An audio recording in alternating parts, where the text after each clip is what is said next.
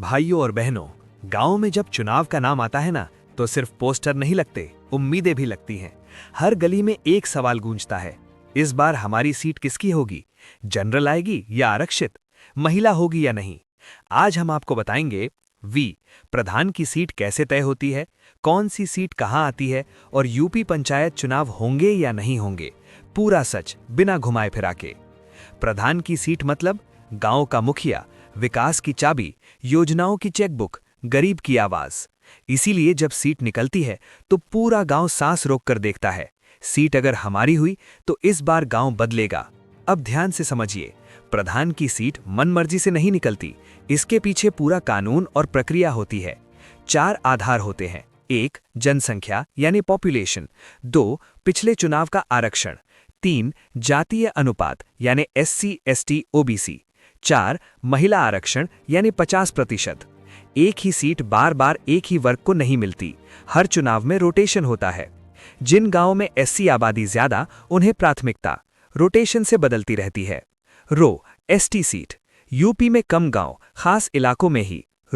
OBC seat, सबसे बड़ा विवाद, पिछड़े वर्ग की आबादी, लेकिन कोर्ट का आदेश जरूरी। ट्रिपल टेस्ट फॉर्मूला लागू, जब तक OBC डेटा पूरा नहीं, सीट अटक जाती है। जनरल सीट, जहां कोई आरक्षण लागू नहीं, हर वर्ग चुनाव लड़ सकता है। ग्राउंड लाइन, जनरल सीट मतलब सबसे खुली लड़ाई। यूपी पंचायत में 50% सीटें महिलाओं के लिए आरक्षित, मतलब SC महिला, OBC महिला, जनरल महिला।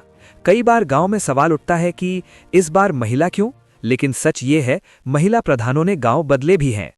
सीट लिस्ट निकलने के स्टेप: 1 परिसीमन पूरा, 2 जनसंख्या डेटा फाइनल, 3 आरक्षण गणना, 4 ड्राफ्ट लिस्ट, 5 आपत्ति, 6 फाइनल सीट लिस्ट।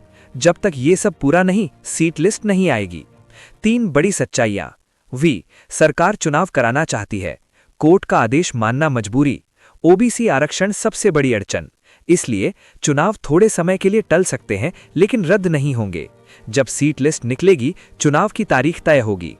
अगर देरी हुई तो प्रशासक राज, मतलब अफसर गांव चलाएगा, प्रधान नहीं होगा।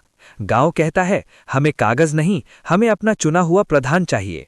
प्रधान की सीट सिर्फ कुर्सी नहीं, ये गांव की किस्मत होती है। अब सवाल ये है कि सीट कब निकलेगी, चुनाव कब होंगे?